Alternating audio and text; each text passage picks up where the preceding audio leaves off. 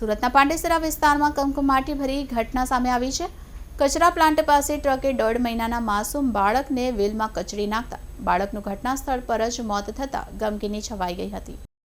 સુરતના પાંડેસરા કચરા પ્લાન્ટ નજીક ભારે ભરખમ ટ્રકે 20 મહિનાના માસૂમ બાળકને તૂતિંગ વ્હીલમાં કચડી નાખતા બાળકનું સ્થળ પર જ મોત થયું હતું।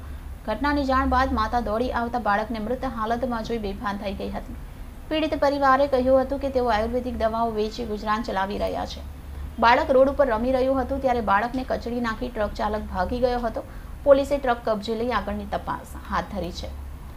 આકાશ ચિતોડિયા પીડિત પિતાએ જણાવ્યું હતું કે તેઓ મહારાષ્ટ્રના વતની છે। સુરતમાં 5 મહિનાથી રોડ બાજુએ વાહન પાર્ક કરી આયુર્વેદિક દવાઓનું વેચાણ કરી ગુજરાન ચલાવી રહ્યા છે।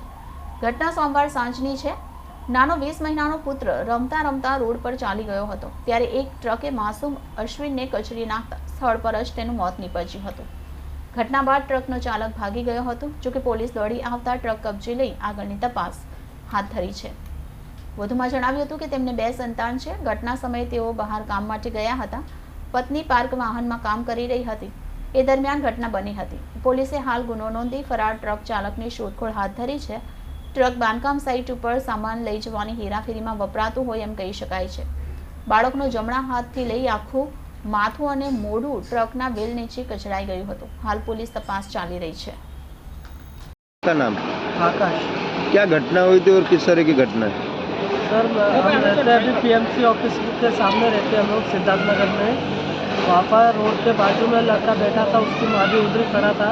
ट्रक वाला था, प्राइवेट ट्रक वाला, डंपर वाला, वो जोर से स्पीड में आ रहा था, 100-110 की स्पीड में आ रहा था।